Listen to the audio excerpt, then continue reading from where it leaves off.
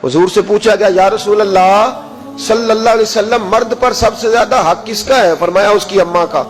ये नहीं फरमाया अम्मा और बीवी का। कहते जी मैंने बराबर बराबर लेके चलना। बराबर है ही नहीं तो तू कैसे बराबर लेके चलेगा? है ही नहीं बराबर। बीवी और माँ बराबर नहीं, बराबर लेके चला जा सकता। मुस्तफा करीम ने फरमाया मर्द पर सबसे ज्यादा हक उसकी माँ का। तो या रसूलल्लाह औरत पर? फरमाया उसके खामद का। उसके लिए खाना काबा तू है और तेरे लिए खाना काबा तेरी माँ है। अब यहां माहौल ये बन गया कि बराबर। पहले 2, 4, 5 दफा बीवी से चुगलियां सुन लेते हैं अम्मा की, बल्कि कई तो इतने बेवकूफ हैं, सपोर्टर भी होते हैं माँ बाप की गिबतों में। कहते हैं नहीं मम्मी आखांगा अम्मा नू, गल ठीक है तेरी जो तू भी करनी, सही है बात, अब्बा जी ऐसे ही करते, मैं करूंगा बात। अब तो वो शुरू हो गई। अब तू कहेगा दरवाजा बंद हो, तो ये दरवाजा बंद हो सकता?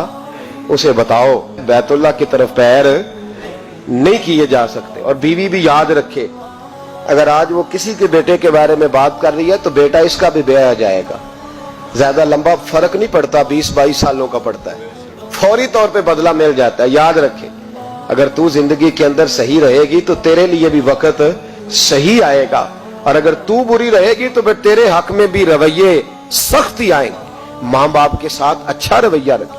इतने बेवकूफ बच्चे के माँ बाप को आगे से बातें करें, कहानियां सुनाएं, दास्तानें सुनाएं।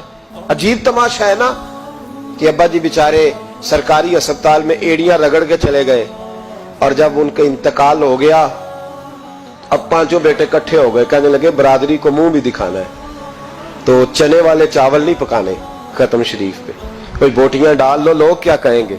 तो तुझे अब लोग याद आए हैं जब वो बेचारा वहां डॉक्टर पूछ नहीं रहा था, उस वक्त लोग नहीं याद आ रहे थे?